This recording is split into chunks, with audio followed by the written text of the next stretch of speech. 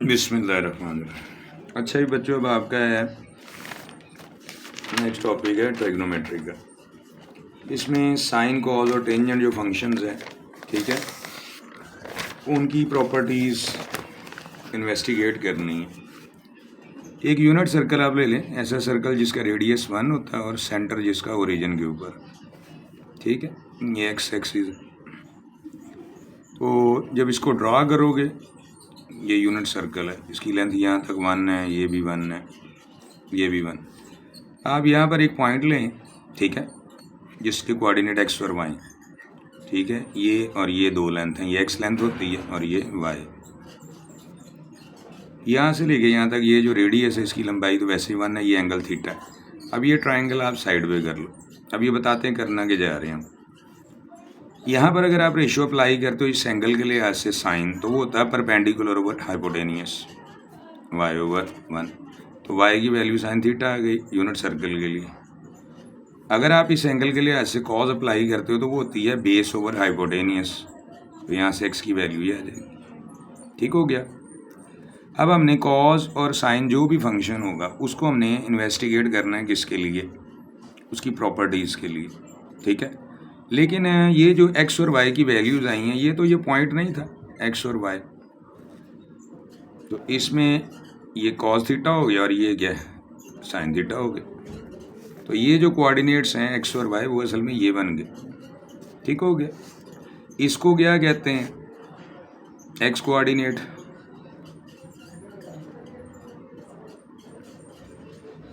ठीक है, या इसको एब्सिसा भी कहते हैं और इसको कहते हैं वैसे ही ऑर्डिनेट। इसको कहते हैं वाई कोऑर्डिनेट तो कहते हैं, लेकिन वैसे इसका नाम होता है ऑर्डिनेट, ठीक है, वाई की वैल्यू। अब आ जाओ इसकी प्रॉपर्टीज़ के ऊपर।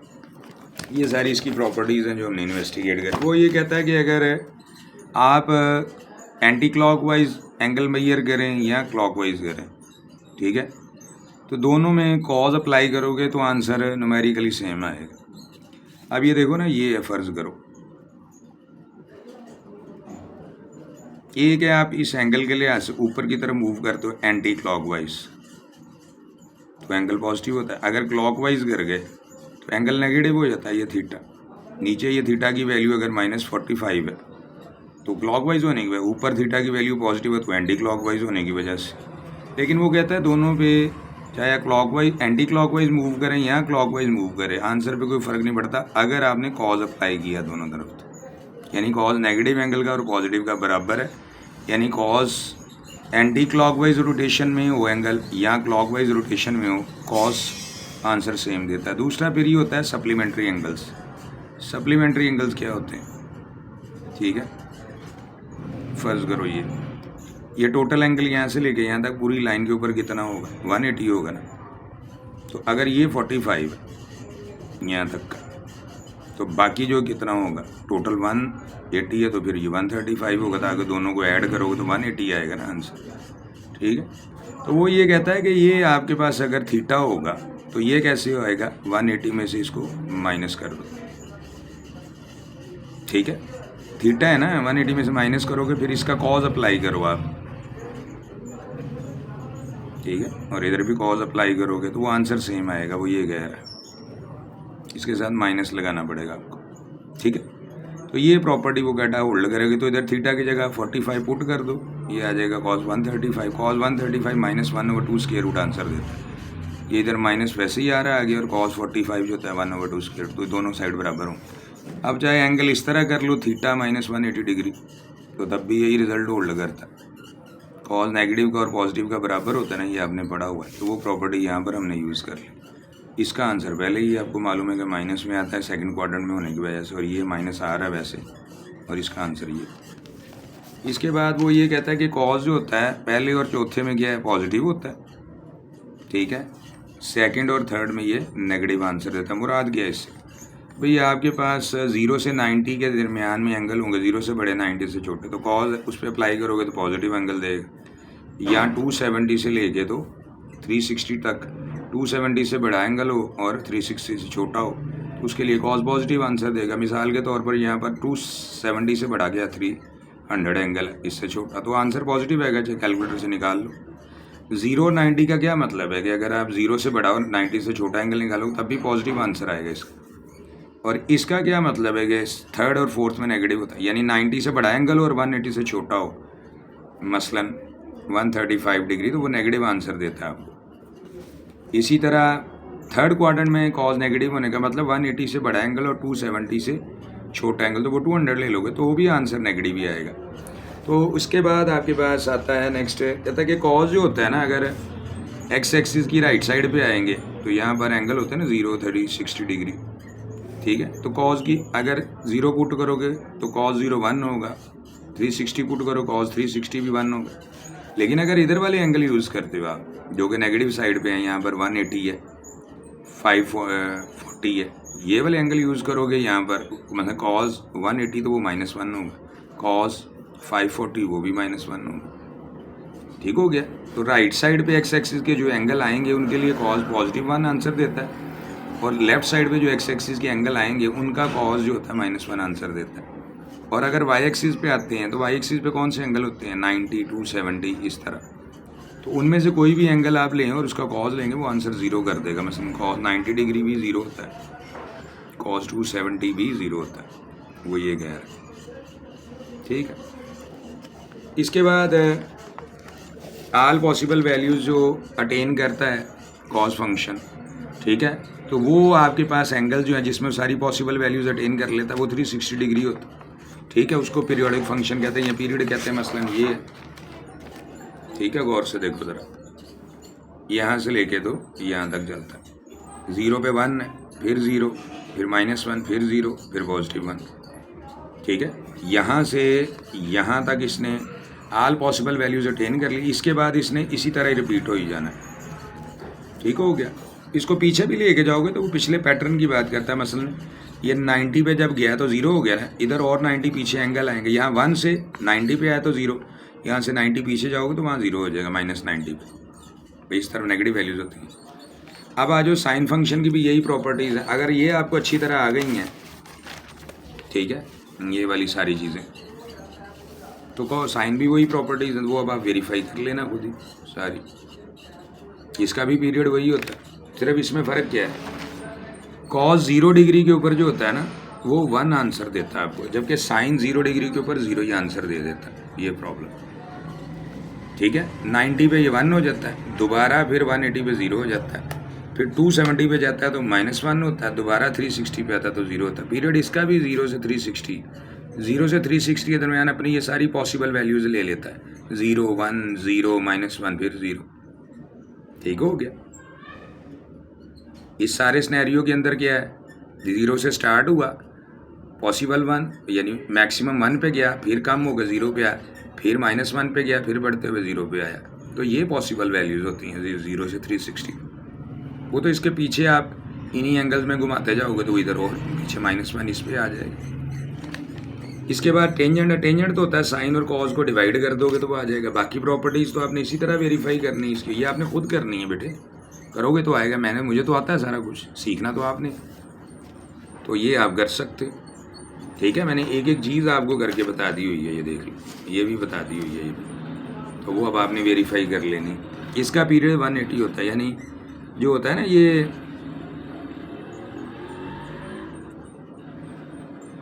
क्या नाम है कि इसके लिए देख लो ज़रा, टेंजेंट जो होता है ना, टेंजेंट की जब हम बात करते हैं tan थीटा, तो वो इन एंगल्स के लिए क्या प्रॉपर्टीज होल्ड करता है। मतलब 0 डिग्री है, इधर 360 आएगा ना, ये 90 डिग्री है, ये 180 डिग्री, और ये क्या 270 डिग्री, ये 0। अब देखो tan थीटा बराबर किसके होता है, sine theta over cos theta के, ठीक है।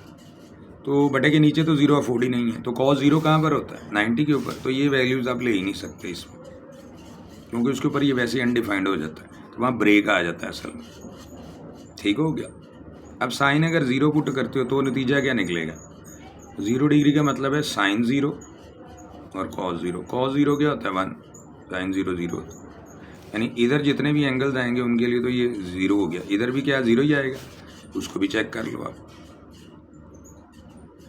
Sign 180 degrees divided by cos 180 degrees, ठीक है। तो साइन 180 ज़ीरो होता है, ये -1 है, तो इसका तो साइन ही इनके लिए अनडिफाइंड हो जाता है बस। मसलन साइन आप करोगे ना टेंजेंट 90 डिग्री, तो उसका रिजल्ट क्या निकल आएगा, इसमें होता है साइन 90 डिग्री होगा और कॉस 90 डिग्री होगा, ठीक है। तो साइन 90 जो होता है, ठीक है, वो तो 1 होता है, लेकिन कॉस 90 ज़ीरो, तो ये अनडिफाइंड हो जाता है ना, ये प्रॉब्लम है इसमें। अच्छा, पीरियड इसका क्या होता है, ये 0 से लेके तो 180 तक मुकम्मल सारी पॉसिबल वैल्यूज अटेन करता है, उसके बाद वो उसी तरह फंक्शन रिपीट होता रहता है। लेकिन इसमें ब्रेक आता है किसके ऊपर, 90 पे ब्रेक आ जाएगा, फिर 270 पे ब्रेक आ जाएगा, ये ग्राफ का ब्रेक होता है।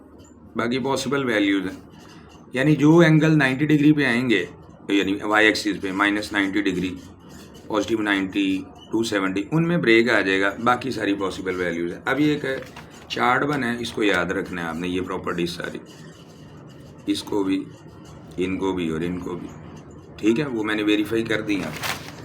करना है तो किस तरह करना पड़ेगा बेटे, ये देखो, ये प्रैक्टिकली आपको यूं करना पड़ेगा, तब आपको समझ आनी वो क्या कहना चाह रहा है। ये इसके बराबर, अगर ये इसके बराबर, तो मैंने कोई एंगल सपोज करके तो फिर सारा हल किया हुआ है ना, ठीक है। तो आपको ये वेरीफाई करना पड़ेगा, तब समझ आएगी, वरना जुबानी नहीं है, एलिवेंस क्लियर होता है। मसला अभी यहाँ 360 के लिए आपने प्रूव करना है अगर, तो मैं यहाँ पर भी आपको ये कर देता हूँ। वो ये कहता है कि आपके पास क्या है, थीटा प्लस माइनस 360 डिग्री हो, तो वो बराबर कॉस थीटा की होता है। चलो मैं ये कर देता हूँ आपको। मिसाल के तौर पर आप इसमें कौन सा लेना चाहते हो, माइनस वाला, चलो माइनस वाला ले लो पहले, ठीक है। मैं थीटा फिर वही पुट करता हूँ 45 डिग्री माइनस 360 डिग्री, तो इधर भी मुझे 45 ही पुट करना पड़ेगा ना आपके। तो इसका क्या आएगा, कॉज ऑफ -315 डिग्री, ये क्या, कॉज ऑफ 45 डिग्री, ठीक हो गया। किसकी वो बात कर रहा है आपसे,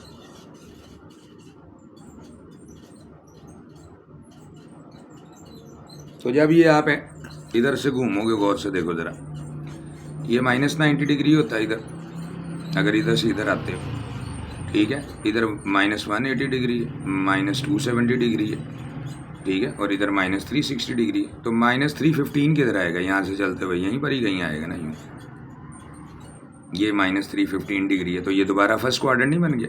तो फर्स्ट क्वाड्रेंट के अंदर कॉस जो होता है, अच्छा देखो, फर्स्ट क्वाड्रेंट चाहे आप एंटी क्लॉकवाइज मूव करोगे तब भी ये फर्स्ट है, और अगर क्लॉकवाइज करके इधर आओगे, पहुँचे तो फर्स्ट में ही हो ना, तो वो उसका आंसर पॉजिटिव ही होगा, ठीक है। कैलकुलेटर से भी निकालोगे तो पता चल जाएगा। और वैसे भी आपको पता है नेगेटिव एंगल का कॉज और पॉजिटिव का वैसे भी बराबर ही होता है, ठीक है। अब ये बराबर हो जाएगा, यही बताया हुआ ना, नेगेटिव का और पॉजिटिव का बराबर होता है। तो कॉज ऑफ -315 की बजाय मैंने कॉज ऑफ पॉजिटिव 316 लिख लिया, 15 लिख लिया, तब भी आंसर यही। तो इस तरह ये सारी चीज़ें आपने वेरीफाई करनी है बेटे। इसके बाद आता है एम्पलीट्यूड। एम्पलीट्यूड कहते हैं कि मैक्सिमम वैल्यू जो किसी फंक्शन की होती है, या मिनिमम वैल्यू जो, ठीक हो गया, उसके एम्पलीट्यूड कहते हैं। वो मॉड ले लिया जाता है, और वो किसी भी रेशो का जो कोफिशिएंट होता है उसको हम कह रहे होते हैं, ठीक है। मसलन ये फंक्शन आपको दिया हुआ है ना, a sin bx, तो ये जो साइन से पहले कोफिशिएंट a दिया हुआ है ना, ये एम्पलीट्यूड होता है। ये कहते हैं कि the amplitude of a function is the height from the mean और the rest value of the function to its maximum और मिनिमम वैल्यू। तो ये साइन के पहले जो कोफिशिएंट लगा हो, इसे एम्पलीट्यूड कहते हैं। इसका मॉड ले लेते हैं, अगर नेगेटिव हो पॉजिटिव हो उसकी बात, ठीक हो गया। और इसका पीरियड क्या होगा, एंड पीरियड इज़ 2π मॉड, ठीक है, इसकी वो बात कर रहे हैं। यानी x के साथ जो कोफिशिएंट लगा हुआ है ना, ठीक है, उसको पॉजिटिव कर लो, 2π वो हो जाएगा मॉड।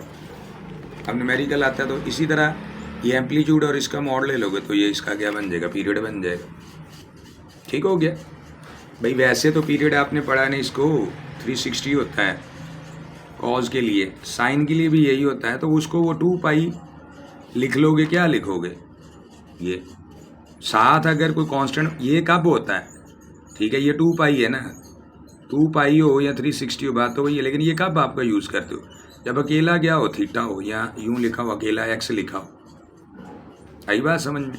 लेकिन अगर इसके साथ कोई कोफिशिएंट आ जाता है तो उसकी वो बात कर रहा है, ठीक है।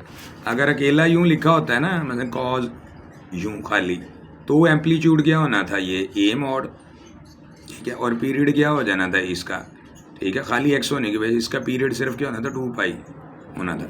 लेकिन अगर एक्स के साथ को कोफिशिएंट आ जाता है, ठीक है, वो नेगेटिव हो या पॉजिटिव हो, उसका मॉड लेके 2 पाई से मल्टीप्लाई कर दिया जाता है। वो ये कह रहा है मसलन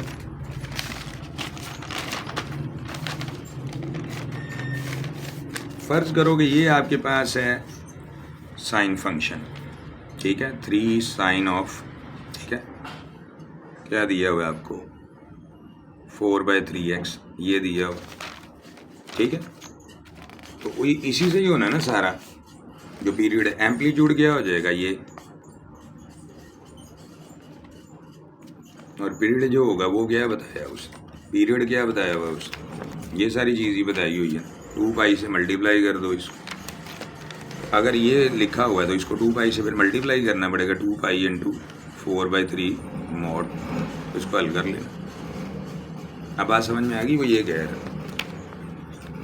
अब अगर इसका ट्रिग्नोमेट्रिक फंक्शन का ग्राफ चेंज करना है, मसलन आपके पास ये फंक्शन हो या ये हो,